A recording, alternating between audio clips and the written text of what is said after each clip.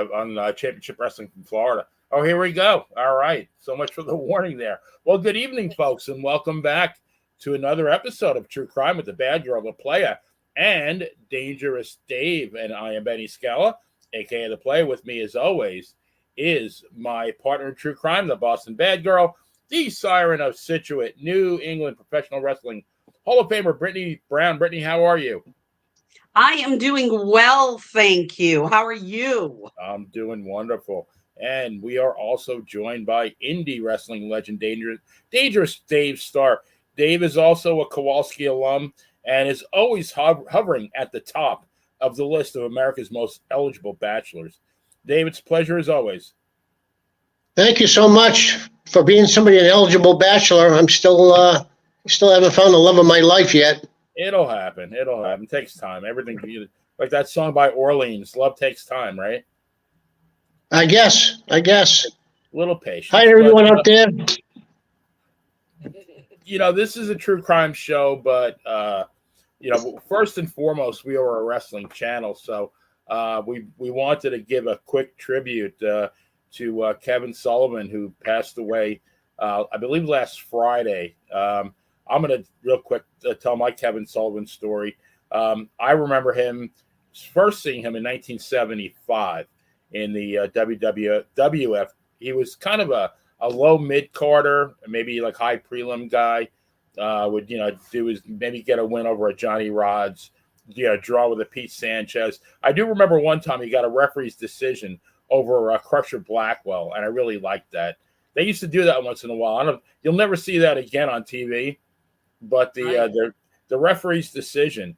So fast forward 7 years later, all of a sudden I'm getting CWF on cable, and who do I see but the Prince of Darkness, Kevin Sullivan. Looks like a completely different character, and he's got Mark Lewin, the Purple Haze, and Bob Roop. I think he was Maya Singh, which was good because Bob Roop had the personality of a number 2 pencil. But as Maya Singh, he really was quite interesting. So, what were your guys? I mean, did you have any personal interactions with Kevin? What'd you think about him? Go ahead, Dave. I know you have more than I do, so go ahead. Well, I met Kevin Sullivan as a kid back in 1975 at Jack Ritchie's Sports Arena. In fact, I met him numerous times. He was kind of a mainstay down there for a little bit every week, and one week he teamed up with Andre the Giant. So he's been around, before he hit the big time in Florida or wherever, with his gimmick. He was teamed up with some big guys. I mean, he teamed up with Andre the Giant one Friday night at Jack Ritchie's. I talked to him all the time as a kid. Of course, I was just a kid. So 75, I would be about 13, 14 years old. I remember him. He had a man with a cane with him constantly there. And I asked him one Friday, I asked the guy with the cane, who are you? How come I always see you with Kevin Sullivan? He was the head of Kevin Sullivan's fan club. I can't remember his name. He was an older guy at the time. He had a cane. But Kevin Sullivan would talk to everybody. Very nice guy, wicked nice guy, very friendly, wasn't stuck up. And I saw him numerous Fridays. And maybe that's why he would talk to all of us, not just me, all the kids. And very friendly guy. Wasn't that big. I don't know what happened from the time I saw him at Jack Ritchie's till I seen him again down in Florida, but he wasn't taking amino acids, I could tell you that, because he got real big. Yeah. I mean, the term legend is so infrequent or so misused, I think, in wrestling, but I think not here. So, Brittany, how about you?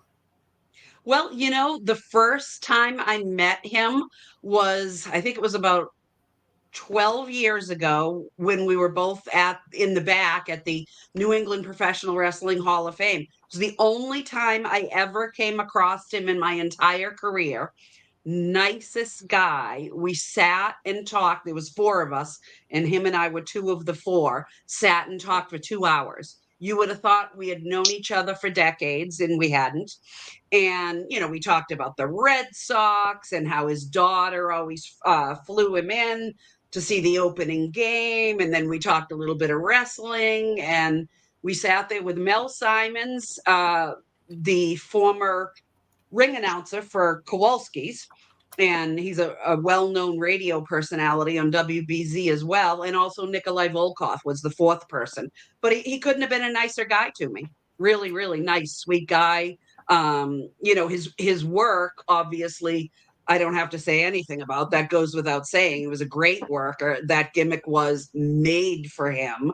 He did it amazing. And a nicest guy, one of the nicest guys I ever met. And, my heart goes out to his family, his daughters, and, grandchildren, if he had them. I just feel so bad. Certainly unexpected, I would say. I don't think he was sick very long. He was in a car accident, if I believe, correct? Maybe he developed an infection after that, right? Blood infection, I guess, and it got the better of him. But yeah, what a shame. And to me, like, he epitomizes professional wrestling. When you think of like a professional wrestler, he's one of the first people I think about. He just, he put his heart and soul in it. He had a great mind for the business. Was a great booker. Just did everything. Wrestled. I mean, he even wrestled indies for years. When he's well into his 50s and 60s. Yeah. I wasn't making a whole lot of money at that point, but just loved wrestling. Yeah. And I've said this before. So good. I've said this before. I'll say it again. He was all Scholastic, Lexington High School. Yep. That's where he graduated from. All Scholastic, great athlete. Made for the business. Yeah. Oh, absolutely. I mean, when I saw him down in Florida, I'm thinking, like, man, this guy can't be 5'7", 5'8". But man, like, he terrorized Florida for years. I mean, the feuds he had with Dusty Rhodes and Barry Windham and superstar Billy Graham, that whole deal when he spiked Superstar with the golden spike right in the eye, and then a week later, Superstar sends that epic video from the desert, which to me is one of the greatest promos of all time. When he says, I will break the chains that bind me.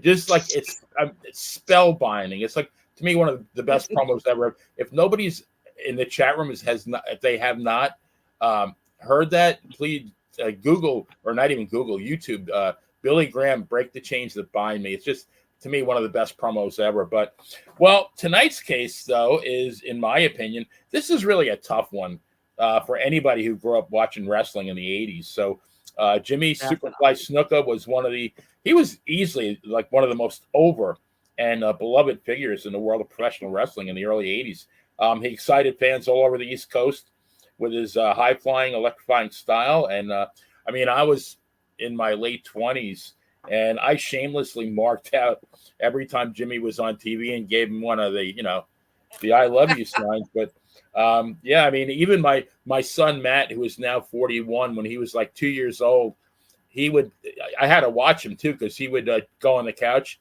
and say Superfly and then jump off the couch.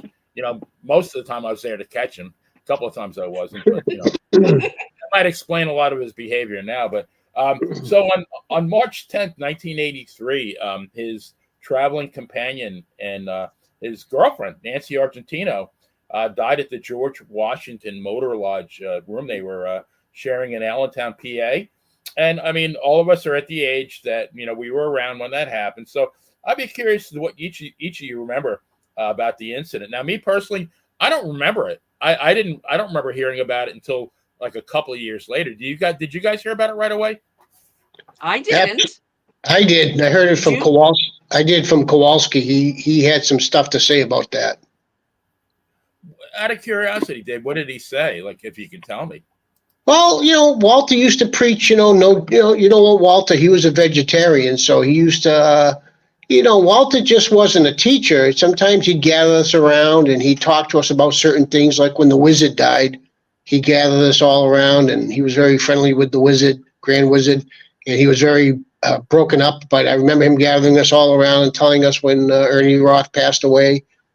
So he got us together and, and Walter knows what was going on, but he didn't give us any details. He gave us a pep talk about drugs. Don't be doing drugs. Don't be doing steroids. You know, he didn't, and of course, his big thing is, which none of us, myself included, paid attention to. Don't go to the bars after the matches because you're a target at the bars. So Walter, he used to teach us not just wrestling, but a lot of other stuff outside of the wrestling ring. But I still went to the bars after the matches. We all did. So, but I'll tell you one thing about Jimmy Snuka. I don't know what year it was. I had tickets to go see the wrestling matches at Taunton High School. It was before, I think I got my years right. It was before I joined Kowalski School, and Snuka was on the card. And Taunton High School was only a little high school. And I had first row in the bleachers. I don't know, I was 18 or whatever I was by this time. And out came Jimmy Snuka, and I couldn't believe the Grand Wizard walked him out that night. The Grand Wizard was at Taunton High School. And I was like, they were just, I was in awe because, I more of the Wizard than I was Snuka. I said, who would expect the Grand Wizard to come walking out at Taunton High School? But he did. Right? He came out and he was like with his turban on, and he walked right in front of me. I was like, I was awestruck, to be honest with you. And I tried to, when he went back to the dressing room, I tried to talk to him, but to no avail. But that was very exciting. But he walked Snuka out that night. Well, that had to be like, what, about 81, 82, you think, Dave? It had to be. It was before I joined Walters, so it had to be maybe late 80, early 81. Right. Yeah. And I think Ernie Roth passed away in 83. The Wizard. Yeah, I couldn't believe it. It was. I tried to meet him, but I couldn't meet him. They wouldn't let. I couldn't meet him. Was obviously Snuka was a heel then. He must have been. Yeah, this had to be. We're going back. I've smoked a lot of weed since then. I don't know more, so I'm trying to get my facts straight here. The year here, but it had to be 80, 81. I remember more of the Wizard than I do Snuka. To be honest with you, I just couldn't believe like he was at such a small, crappy venue like Taunton High School. I just couldn't believe it. Yeah. Now, Dave, what did Walter have to say about this whole thing with Jimmy and his quote unquote girlfriend? He didn't say nothing about that. He just brought it up, and then he went into, the drugs. Went in with the alcohol. Okay. He had no opinion on it. Okay, so he told everybody about it. He gathered everybody and told everybody, because this was before I started, because you started way before me. So he told everyone about it, and then he did his, don't go to the bars and don't do this and don't. Okay. And I'm sure he knew a lot more. I'm sure he knew a lot more than what he was telling us. In fact, I know he did, because he's got all his connections, but he never gave us an opinion. He never said anything. He just said, the incident that happened. And then he went into, the drugs and the alcohol, stay away from this. And, I guess everyone got the point. I think he kind of said it without really saying it, though, right? Like, yeah. Because obviously he thought that it was his opinion that the drugs and alcohol had a good part to do with it, which it definitely did. So maybe that was his way of saying, giving his opinion without directly, coming out and saying it. Well, that's what it sounds like to me. When Walter says, "Hey, I want to see everybody over there," everybody, we figure something's wrong, and because usually you'd go up to the gym, get your gear on, get in the ring, warm up, do what you got to do, then you go into the class. But when he says before class, "Hey, I want to see everybody over there," in a circle, then something's up. That's what he did with Ernie Roth when Ernie Roth passed away. He took that very hard. He actually was crying, not fully crying, but he was kind of broken up when he was telling us about it. I would imagine, and Brittany, you can pipe in too. That I never met the man, but I have to believe that when that man spoke, everybody listened. No, meaning Walter. Is that an understatement? Very much so. And not even because he was physically imposing. I think just from the respect of what he did, for the business and in the business. Oh, absolutely. Absolutely. I mean, it wasn't the claw, it wasn't his height and his weight or the face. It was a combination of those things and the great respect for. I think there's only one or two people that I can think of that just left there after they were trained and never gave him the respect he deserved or anything else. But 99% of the people that I know and know of that went there respected him like he was a king. Well, he kind of was, you know. I mean, he was definitely wrestling royalty, in my opinion. Yeah, Even definitely. Bruno went on and on in his book about what in the beginning, like Bruno's first iteration of the book was kind of kayfabe, and Yeah, but I think a lot of it was genuine, and how he said like Kowalski was like a machine. He got in the yeah. ring, and he never slowed down for 1 second. You had to be like on the top of your game, and your cardio had to be top notch just to keep up with him. Oh, yeah, it was crazy. You don't know what it was like to travel with him. I mean, it was awful. I mean, once you got in his Suburban, on came the classical music, and if the ride was 2 hours, I don't know about if you ever travel with him, Brittany, but I travel with Walter a lot, and I'll tell you what, you better have your own form of music, some headphones, because it was however long the road trip was, 2 hours, 1 hour, 5 hours, it was classical music the whole time. Right. Wow. So Yeah. it never fails. Professional wrestling controversy. I mean, they always extend far beyond the squared circle or the locker room. So I'm going to give the controls over to Brittany, who is going to give us some key bullet points about the case, and we'll chat about them for the remainder of the show. And for those of you in the chat room, please feel free to share your thoughts as well. All right. Well, Nancy Argentino was friends with a young lady named Ellen, who was the fiance of professional wrestler legend, we all know, Johnny Rods. Nancy would accompany Ellen to Madison Square Garden, where she would meet Superfly Jimmy Snuka backstage. Nancy quickly became an item with Jimmy, even though he was married. Right. Um, Can't forget that. and became his de facto manager, driving him to his bookings. Now, this happens in large part because his on and off screen manager, former WWF champion Buddy Rogers, no longer wants to deal with Snuka's lifestyle. And we can take that any way we want, right? But I think we're all on the same page. Absolutely. Now, it should be noted that at this time, Snuka was married to his second wife, Sharon, who I happened to meet, and she was a lovely woman, lovely woman. They had a home in North Carolina, and he had been married to her since 1964, Wow. and they had 2 daughters. Now, prior to the incident in May, the police were called to a hotel in Poughkeepsie, New York in January, where Snuka was found dragging Nancy by her hair. He fought numerous police officers and even police dogs before getting subdued. Brittany, He was able to how do you fight a police dog? bite them back. Wow. Maybe. I could see that. I've heard of drunk people doing that before, which Kind of foolish. I'm a dog lover, as you all know, and disgusts me. But anyways, Yeah, that was my first thought. Like, I hope the dogs didn't get hurt. I know. Well, they must have got the Superfly. Right. Superfly. So he pled to lesser charges and paid a fine after Nancy, of course, declined to press charges. So Snuka tells numerous people at the ER that he had some type of conflict with Nancy and that she fell down and hit her head. Snuka tells police the next morning that Nancy fell at a rest stop and hit her head. He is released without any charges.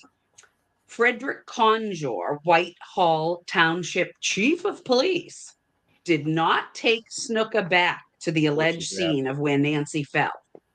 He did send 2 detectives 100 miles to the Argentino household in Brooklyn to inform them that Nancy's death was being ruled accidental.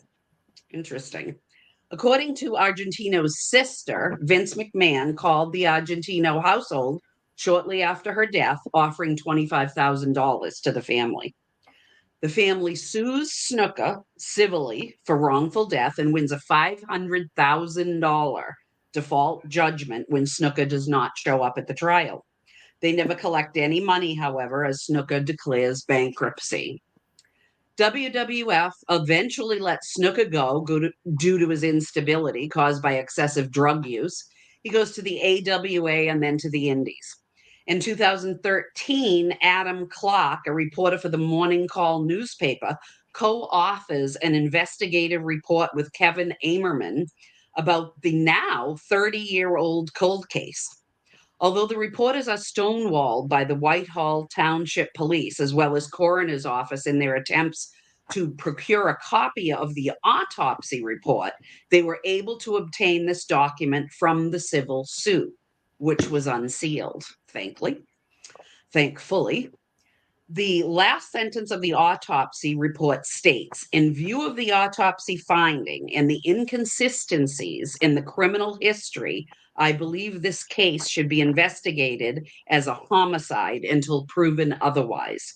For 30 years, little to no investigation was done. Unreal. The investigative reporters were able to obtain all the police reports and transcripts, all the transcripts that were available, except the meeting where Vince McMahon was present. That's the only one that wasn't available. Snuka was not investigated further after this meeting, and the case went cold, as we all know. Sam Fatu, aka the Tonga Kid, claims to have driven to Allentown with Jimmy and Nancy and said that they never stopped for Nancy to use the bathroom, which contradicts Jimmy's account in his book. Fatu was never questioned by police. Isn't that interesting?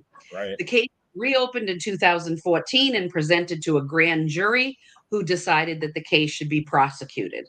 Snuka was arrested on September 1st, 2015.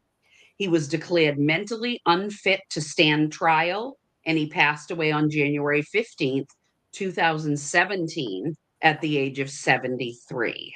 Wow. What do you guys think? Well, I have two daughters myself, and I taught them from an early age, whether it's physical abuse or if a guy it could be emotional abuse, not to take their shit, and my daughters don't. So with that being said, Jimmy Snuka actually died on my daughter's birthday, January 15th. But with that being said, I hate to say this, and I hate to use this analogy, and Brittany will know what I mean, but she was a ring rat. And I don't want to say anything bad about somebody that's dead, but it takes two to tango, and if you're going to, how old was she? 20 what? Something. She knows right from wrong. She's not stupid, so, She was an adult. She wasn't a kid. Yeah, so, he's married. You're out getting drugs for him. You're getting your ass beat by him. It's just unfortunate. And she was a pretty girl. She was a very pretty girl. So, I'm not sticking up for Jimmy Snuka. He was a piece of shit. And what he did, like I said, I got two daughters. But it takes two to tango. And all she had to do was stop traveling with him, and it would have been over. But she continued to travel him because he beat her continuously. That was the first time he beat her. He beat her numerous times, and the autopsy showed that she had abrasions all over her all over her body, all over her scalp, all over her face. He just beat her like a rag doll. Yeah, totally inconsistent with, whether he hit her and she fell once, or, like first he said they were horsing around, I think, right? And he hit her and she fell at the hotel. And then the next day he told the cops she went to the bathroom somewhere, which they never went to the scene, of course. And she fell while going to the bathroom. But you don't have those kind of, like Dave said, you don't have all those numerous marks all over your body from just one fall like that. You had to get the ever-loving shit beat out of you. Yeah, that's definitely a beating. And the sad part is, looking back, as fucked up as this may sound, is they should have took the $25,000 from Vince, because in the end they never got anything from from Snuka through the settlement anyways. I mean, as screwed up as that may sound, and they should have took the 25 or talked him up to higher, but they should have took the money. But the only reason he got off, because of the behind the scenes that Vince McMahon was doing he was a moneymaker for Vince. I mean, he was hot at that time. He was huge. He was hot. Vince is the one that stepped in. That's the only reason why there are no charges and he wasn't brought up sooner. It was simply because of Vince McMahon. Well, in 82, 83, I mean, Bob Backlund was still the champion, but Snuka was the draw. I mean, hugely popular, and I mean, the people all loved him. I mean, if he had, if he kept clean, I could have easily seen him beating Backlund for the title and holding it for a little bit, maybe until Hulk showed up. But I mean, he was that good and he was that over, but he was also that fucked up, unfortunately.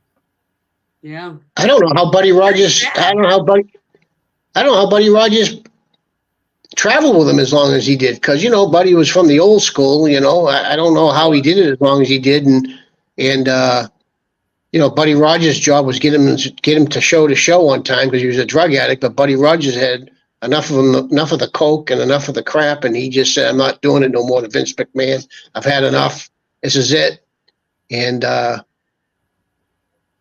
think maybe Arnold Skolin might have traveled with him for a little bit. Yeah. What I don't understand, I guess, I don't know, maybe I do understand, but I mean, she had him dead to rights in January. Because, I mean, from what I understand, like, she got beat up pretty bad then. And, I mean, the guys fighting the cops, all she had to do was just, press charges. Yeah. And, I mean, I would think, how do they ignore that? Why I think back then, there witnesses? Didn't he actually drag her? I heard that he was dragging her in the hallway of the hotel, not even in the room. I heard that too. I heard the same thing, and I'm sure there were witnesses. Right. But how people were back then, and maybe still are today. I don't know, but I know it was worse back then when somebody was a big superstar on television. Oh, everybody keeps quiet. And those girls, those groupies, I'm sorry, but as much as the wrestlers were addicted to drugs, the groupies were just as addicted to being with those wrestlers. They couldn't give it up no matter what, especially if it was somebody high up on the card. Even if he's a bad boy, right? Exactly. Not only that, but he's a very well-known bad boy. Right. And, to be on his arm, oh, wow. Forget the wife and kids at home. Just walk around, get your ass beat, but still keep going back. Don't press charges.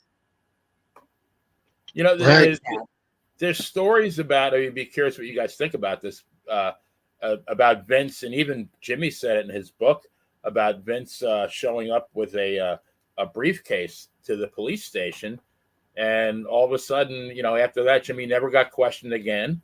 And exactly. I mean, do you really think Vince McMahon is a lot of things, but I mean, it really is a stretch to think that he would try something like that. But then again, I mean, you're a businessman, you're a millionaire, you're on a roll. I mean, and I think that was before WrestleMania, right? So he was still getting established, but your main moneymaker is in deep doo-doo. I guess you got to do what you got to do to protect your investment, right? Yeah, I believe 100% he did it. Oh, absolutely. I mean, he was just starting out. He was just getting big. He already had his plans for expansion. He already had his plans to put everybody out of business. I mean, this was one of his prized possessions. I mean, this guy was over. Snuka, he was incredible. I mean, he was over big time. And he was part of the expansion plans for Vince. I mean, Vince made a lot of money off this guy. And, for the little money he had to bribe people. I mean, he was behind the scenes for this. Yeah. And he beat his wife after that. After the girl died, after she died, he then ended up beating his wife Sharon a few months later. Right. Beat the shit out of her. Yeah, and I guess they were actually neighbors with Buddy Rogers and his wife. And I think Sharon went over to their house and the wife had to take care of her. And again, I mean, no charges. I mean, that's part of the problem. Nobody ever held a guy accountable. Well, the one thing I'd be scared of, well, I wouldn't be scared of, but I would be worried about is wrestling this guy while he's all fucked up on cocaine and alcohol. That's the one thing. If I was in the ring with him, or I was in the federation with him, and I had to wrestle him, and Brittany knows what I'm talking about. I mean, you don't want to get in the ring with somebody. And this is what Bruno San Martino. This is one of the things he was kind of worried about near the end of his career when he came back when his son was in there. These guys were all fucked up. They're all on cocaine. They were drinking before they get in the ring. And all it takes is one, to pick somebody up the wrong way and slam them the wrong way. And, your career is over. Or, do a pile driver the wrong way because you're all fucked up on drugs, Right. And that was. Yeah, it was way different when Bruno was in his prime. I mean, Professor Tanaka, the worst thing you had to worry about it was him going to the buffet or something like that. These guys were. And I mean, if I don't know, filling the Bob Bradley or one of these prelim guys, and I see Snuka climbing up to the top rope, I mean, I'm holding my breath and thinking like, dear God, please let this guy land on me safely. Definitely. Because what if he had a bad night? He had a fight with Nancy. He's all strung out. Like, I got to how much credit? How much? Go ahead, Brittany. No, I wasn't. Go ahead. How much credit do you have to give to Don Morocco? How would you like to be him laying on in Madison Square Garden, laying on the canvas while this guy's 20 feet up, going to fly off the cage on top of you? I mean, all fucked up on whatever he's fucked up on. This guy's coming down, 260 or whatever he was down on you. I got to give that was a great match. That was a great, I got to give a lot of credit to Morocco, man. He's definitely. But they have that guy. It didn't really seem to. Now, I know you guys could tell better than me. I mean, it seemed like his work was really good. His matches were really good. I mean, yeah, I'm not saying that he was all messed up, while he was in the ring all the time, but those are the worries that, I mean, that's one of the worries. I used to see guys, I know guys, and Brittany knows guys that we used to wrestle with. I used to see him do drugs. I used to see him drink before they got in the ring. I was like, oh, here we go, and I was more worried about, geez, are they going to, unfortunately, nothing major ever happened to me. But like I said, and Brittany will tell you, just one wrong maneuver, you know what I mean? A body slam on top of you. Yeah, absolutely. There was a time that I went and traveled. Dave, you know this story. I traveled with a bunch of girls. We were doing a 1-week tour throughout the U.S. and I refused to get in the back of the van that we were all supposed to travel in because they had cocaine. So I took my own vehicle. And I was told immediately, well, you won't be paid trans. I don't care. I'm not going to get arrested for something I've never done in my life. Absolutely. Not going to do it. I wouldn't have minded if I was going to partake in that. Then obviously it wouldn't have been a problem. Right. But I had never done that in my life. And to this day, I still haven't and won't. Why am I going to get arrested? They would have arrested everybody. And I also chose not to stay in the hotel room with them as well. I got my own hotel room and I got yelled at again. Well, you're going to have to pay your own hotel. I don't care. Now, Brittany, without naming names, unless you want to name them, but no, without naming names, were some of the women that you saw doing that? Did it surprise you that it was them doing it? No, not at all. Oh, really? Okay. Not at all. I guess I was just surprised that they would do it in front of someone they really didn't know that well, because I had never traveled with this bunch of girls before. So I guess I was surprised that they did it in front of me when they didn't really know me that well. Right. But there was one person that went with me. She agreed with me. She had known them for years and she agreed with me. She drove in my car with me and she stayed in the hotel room with me. Thank God. Yeah, she was a big girl, a muscular girl, and I thank God for that she took my side.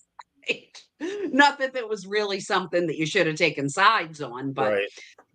I don't think she had ever done that either. And I think for once it made sense to her to not go with them. I know she had traveled with them before, but somebody stood up to them, and normally nobody ever did that. So That's the Okay. one good thing about traveling with Kowalski. I did a lot of traveling with him. None of the boys would dare pull that shit. Yeah, You know, definitely. traveling that with him, right. they'd be fired automatically if they got Oh yeah, caught. They'd be Sure. fired. Let me be ask you guys thrown a out on the question. side of the highway. Did you guys watch the Dark Side of the Ring, the Snuka episode? Yeah, I What did. did you What did you think? I thought this guy was a horse's ass. His the police chief, Conjure, yeah. just a smug jackass. Took no accountability for anything. He was kind of laughing at the whole thing. It's like you're fucking incompetent. Like how did you not do anything? Well, Well, maybe they wanted to do something, but money talks and bullshit walks, and Vince comes in there with his bag of cash, and things go exactly. away. Yeah, Things go away. Bruce in the chat room said Vince would have the balls to do that, and I guess like when you look at it that way, I Oh mean yeah, Vince, I mean the guy mortgaged his whole future on wrestling. When he he bought the did. company from his father, I mean if he had defaulted on any of the payments, he would have lost everything. And I mean Yeah, even going into WrestleMania, the first WrestleMania in '85, I mean he let it all ride. I mean at any point he could have been bankrupt. So yeah, I guess give him credit for if nothing else. I mean, the guy has brass balls for sure. yeah. Absolutely. And Absolutely. I How think much we money all was in that know briefcase? now the real Vince, right? With Right. Right. all kinds of things that have come out since way back then. We know what kind of person he is. We know the reputation he has, even before this last bunch of stuff. We all knew what a shrewd businessman he was, and what he would do and who he would step over to get what he wants. So is it that far off to think that he would pay someone off to keep his top guy out of jail? No, I mean it does not much of a stretch in my opinion. No, I don't think it And is it at doesn't even all. have to be. It doesn't even have to be a payoff. I mean, you go to the police station and hey, behind the scenes, how'd you like to have a couple motorcycles for your department? It doesn't even have to be. It could be Right. money in gifts. You know what I mean? Yeah, yeah, Let and me ask you or guys. Let me ask you guys a question. What you think? I heard so when when they arrested him, his lawyer immediately tried to have him declared mentally unfit, which yeah, eventually they did. It was granted by the judge. But I had heard that the minute he had heard that he was going on trial, he went to go see a concussion specialist. The minute he knew he was going to go on trial, and that a year before that he won some kind of celebrity poker tournament. So I mean, was his dementia a shoot or a work? That was a you work. decide. That was a work. Come on, come on. He knew he was going to go to Yeah, jail. I mean, he died 2 weeks later after that. Anyways, even if they had convicted him, he died 2 weeks later. That once they dropped the charges, I believe, if I'm not mistaken, he died 2 weeks later. Yeah. So, I mean, he did go through the trauma of getting arrested, and I think his wife said he didn't even realize what was happening. But see, I don't know if I believe that or not. I I don't. think he knew full well what was going on. I think, I I mean, agree. he always, even when he wrestled, he had that blank look. I mean, he was Hmm. a master of it. I mean, how easy? I mean, how easily could he have fooled doctors with that? And the people I feel really the worst for was the Argentino family. Yeah, The mother I think is gone now, but the two sisters are still alive. And I yeah, mean, at yeah, least they got to see the guy, arrested. So because I saw them at the end of the show, and they felt like somewhat vindicated. The other thing I don't understand though is that he declared bankruptcy after they won that civil judgment, but he was still wrestling in the WWF. He had to be making some nice paychecks. How was he able to get away with that? Like, how are you bankrupt when you're? I have no idea what he was making, but he was a top star. I think he near the end though, he wrestle a few shows for Walter. He looked terrible. He couldn't even move. I believe he might even been in the ring with Chris Duffy, or he was in the ring with a couple of Walter's guys. And it was an outdoor show somewhere. It looked like a parking lot. I don't know where it was, but he maybe it was Phil Apollo. I forget who he was in the ring with, but he looked terrible and he couldn't move. About what year was that, Dave? Geez, it had to be 2010, 2009. So he was like pushing 70. Wow. Yeah, it was just like a little shit show, you know what I mean? And probably get paid a couple $100, but he looked terrible. He couldn't even move. I mean, the match was only like 5 minutes. And half the match was him walking around. He couldn't move. Yeah. Was he there with Metal Maniac? I can't remember, but getting back to the drugs, that's how Hacksaw Jim Duggan and the Iron Sheik got caught on the highway. If you remember that. Yep. Oh yeah. Yeah, I believe in New York. That was all over the news. So, I have to get this in before I forget. So Tony Atlas, I think he wrote it in his book, but he was also a guest on Monty and the Pharaoh, and he said that his then girlfriend, who later became his wife, supposedly was in the room with the two of them, and that Jimmy had already, this is according to Atlas now, Jimmy had already consumed an 8-ball, which I have no idea how much that is. I guess it's a lot of cocaine. And he sent Nancy and the girl out, I think her name was Lisa, out to get some more. And I guess when she came back with nothing, that's when he hit her. Oh, Jesus. So that's true. I mean, that's really the end of the case. But I mean, so why didn't this woman go to the police? I guess, or even Tony? Well, Atlas ain't going to go around on one of the boys. I mean, well, maybe not. He's not really obligated because he wasn't there. But if the girl witnessed it, I don't know. I mean, that's. You're talking about Jimmy Snuka back in his prime, back in '83. A lot of people are scared of him. You got to remember, you're messing with Jimmy Snuka. You're messing with the business. Vince McMahon and his boys. When I say Vince McMahon and his boys, I mean, you get a knock on the door, hey, from two thugs, because you're starting to open your mouth. You're a woman, you get scared. Right. Yeah, Bruce in the chat room saying that don't believe Tony. His brain is Jello pudding, pretty much. But I mean, I do believe he put it in his book as well. Well, I'll tell you what. I know Tony Atlas. I wrestled on a few shows with him, and Brittany probably knows. Tony Atlas is a pretty stand-up guy. From my interactions with him, and from what I've heard from talking to some of the boys, I think he's a pretty stand-up guy. I think if Tony Atlas says something, I would believe him. That's just me personally with my interactions with him. I would believe anything that Tony Atlas told me. Yeah. Now I feel the exact opposite about him. Okay. How come, Brittany? Sadly. Yeah, no, I have not had good experience with No, my experience with Tony Atlas was him sending someone into my locker room asking, "Are you Brittany Brown? Tony Atlas would like your shoes." So the girl's lucky she didn't get socked in the mouth. Doesn't he? He's got some kind of foot fetish, right?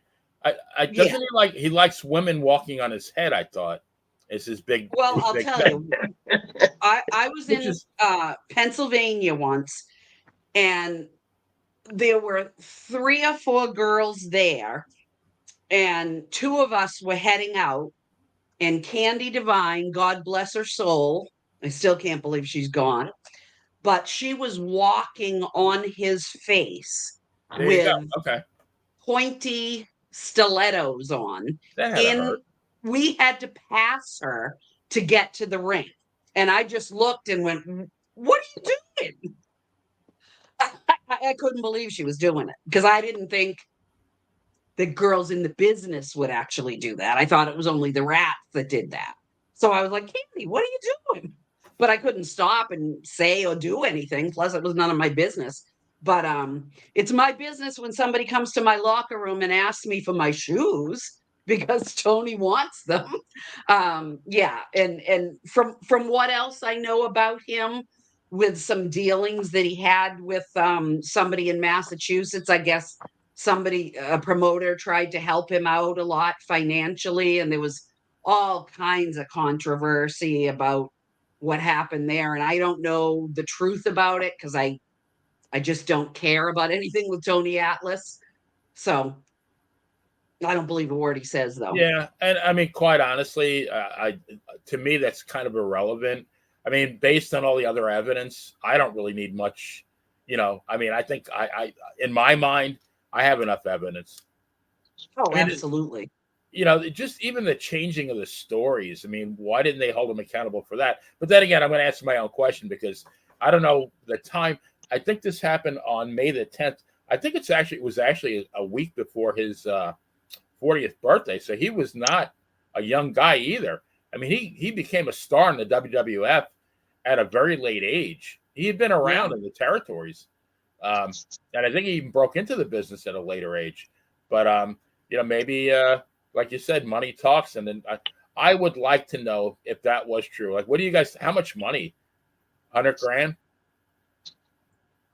Back then? See, I was thinking less, but then for a police chief, I mean, he could have got what he wanted, right? Well, yeah. I I mean, mean, yeah, you I kind of, mean,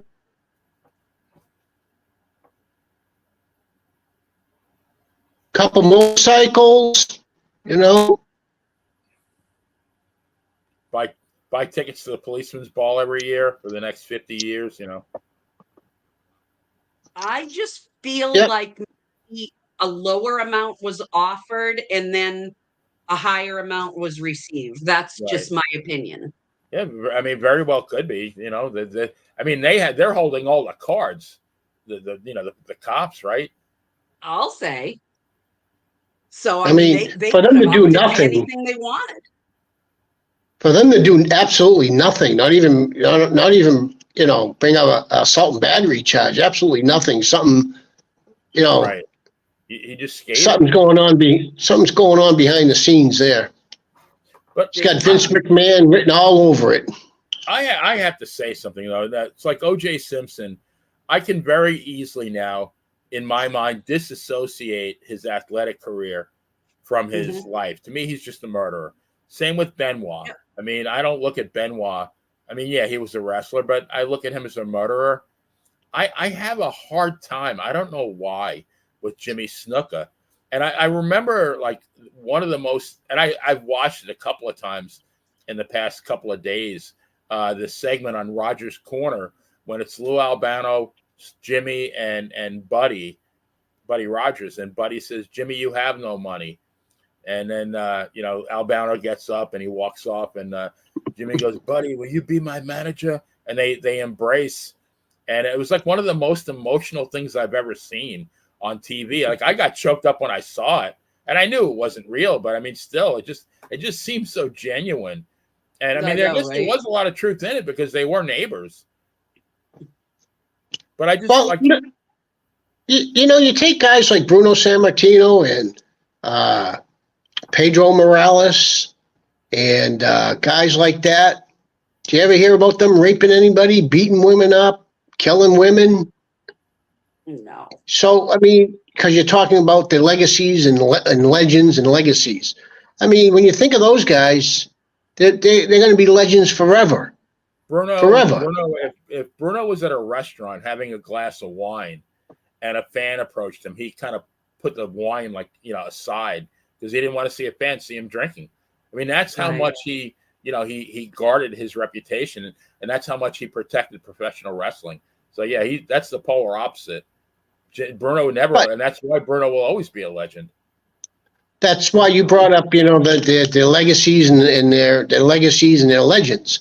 I mean, Chris Benoit, piece of shit. Wrestling doesn't matter. Jimmy Snuka, everything that he accomplished in wrestling. Vince McMahon, everything he accomplished. What do you think of when you think of these people? Vince McMahon's a rapist. He's a piece of shit. Yeah, he's a rapist, a piece of shit. But I'm trying to draw a parallel line of, how you remember people. And you think of Bruno, you think of Pedro, you think of Harley Race. Let's go outside the Northeast. You think of Harley Race, you think of, Jack Briscoe or the Funks. There's a man with integrity, because it wasn't Harley.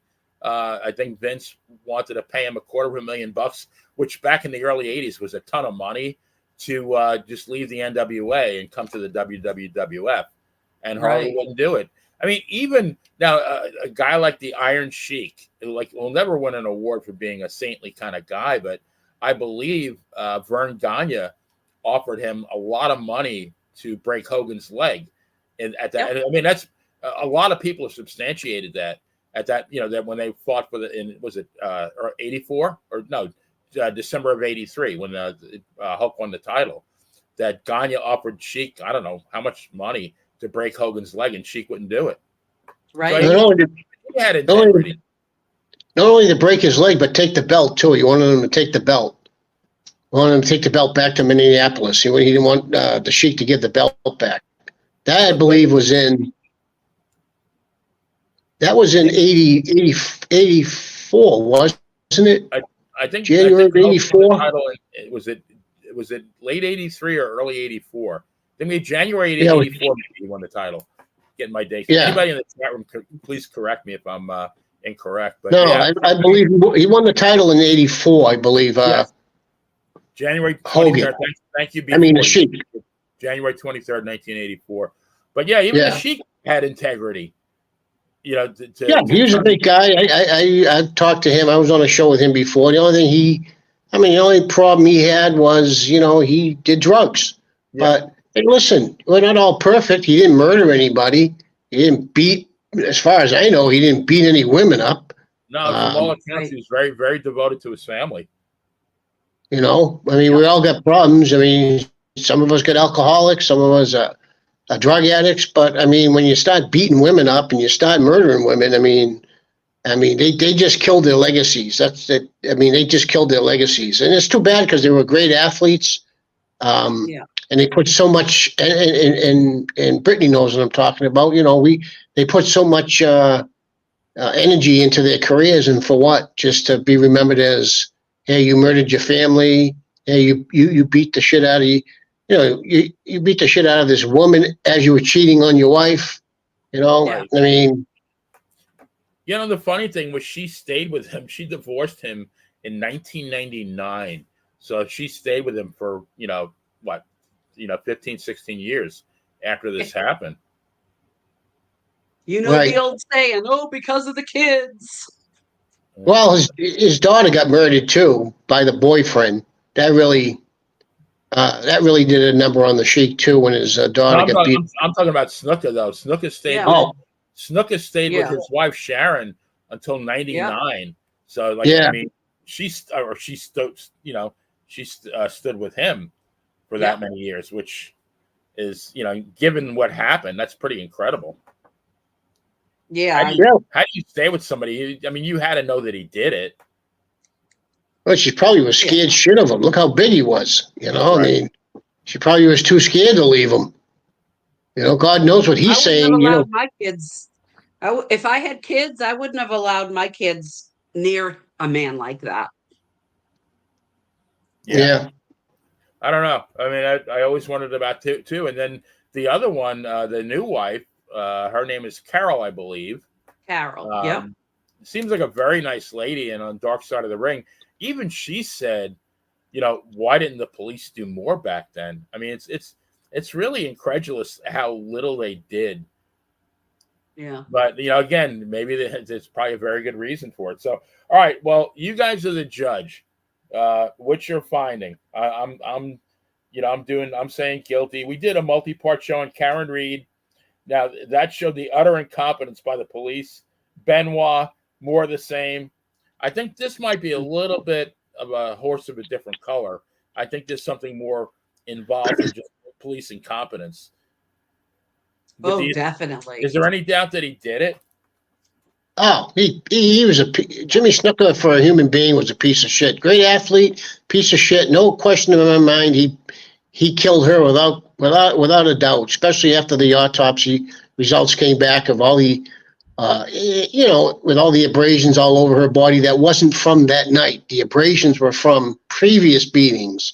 Mm-hmm. So we got to get that, out of the way. The abrasions that were on her that night wasn't from being beat that night. There were old abrasions from being beat previous to that night. And without a doubt, he beat the shit out of her and killed her that night. No question. And she didn't fall down. And she might have fell down and hit her head on the coffee tables because he beat the shit out of her and probably threw her head down like it was a turnbuckle. Bang! He beat the shit out of her. No question in my mind. I think it was maybe one of her sisters said that even when they went to the funeral, which supposedly Snuka shows up with a pair of short shorts and a tank top and flip-flops at a funeral, which, I mean, how disrespectful is that? But I guess they said that she had a very, very large bruise on her throat. And you don't get that from falling down. I mean, somebody had to have their hand around your throat.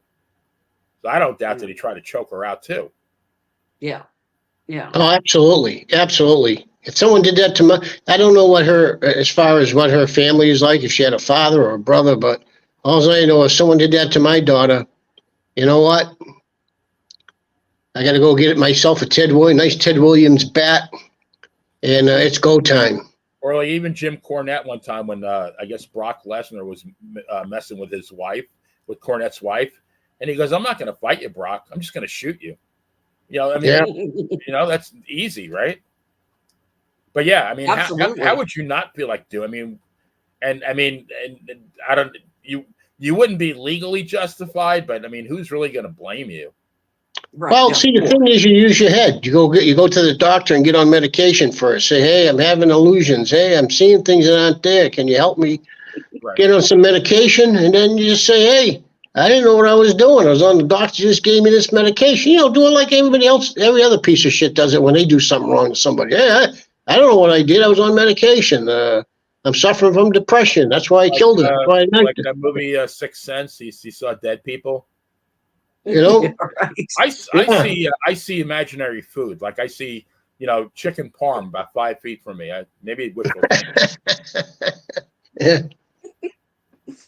But yeah, what a sad story. I imagine frogs. I see frogs. I mean, that's my grandson's frog, Jameson. Hi, Jameson. Hi, Jameson. Hi, Jameson.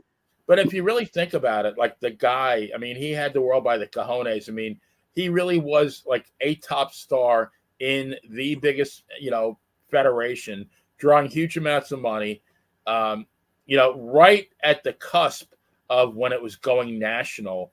I mean, I don't know that he would have been Hulk, had he been clean, but I mean, he might have been an alternative, number one. And, number two, even if he wasn't Hulk, he could have still been a huge star and made a shit ton of money for years. I mean, he was still in great shape, even, in his late 40s. He could have kept going for years and, could have retired a very rich man. Yeah. See, they couldn't give him a belt. They couldn't give him a belt because you don't know if he was going to show up for his matches. That's what Buddy Rogers was there for a while, escorting him back and forth to the matches, and then he got disgusted. How can you give him a belt? You don't know if he's going to show up, whether it's, the championship, the Intercontinental champion, even a tag team champion. You can't make him a champion because you don't know if he's going to show up or not. Yeah. It's not dependable. He's not dependable. Yeah, B40 in the chat saying it took 10 cops and 2 police dogs to subdue Snuka. That, I mean, he was on some heavy duty drugs because he had to have strong guy to begin with, but like he had to be jacked up to the point where, to hold off 10 cops and a couple of German shepherds. Imagine. Yeah. Yeah. I can't even imagine. So we're unanimous on the guilty, huh? Oh, what do you think? What do you think, Brittany? I believe we are unanimous. Yes. Absolutely. Absolutely. Katie in the my love Katie is saying I like his name. Are you saying what? Which one? Snuka's name? I'm not sure whose name she likes. I don't know, Katie. Tell us. Yeah, do tell Katie whose name do you like? Yeah, we want to know. And what was his real name? Was James Reher or James Smith or James Wiley Smith was his real name. Jimmy Snuka's name. Yeah. That was his real name. Oh, no, the Jameson. She likes Jameson's name. That is a really nice name. Oh, okay. Like all right. Well, he's only going to be 3, so he's not available yet. Okay. He might, but his grandpa is. Yeah, I was going to say, like in about 20 years, they'll give you a run for the money on the Bachelor list there, right? Yeah, absolutely. Well, guys, thanks again to our great friends in the chat room, as well as the millions and millions true crime followers around the world. Don't forget to catch Dan and Benny in the ring tomorrow night. We're going to do a tribute to the late, great Kevin Sullivan. That should be a really good episode. We're going to be joined by wrestling historian Mikey Messier. So for the Boston Bad Girl and Dangerous Dave, this is the player telling everyone to stay safe and see you next crime. Night, folks.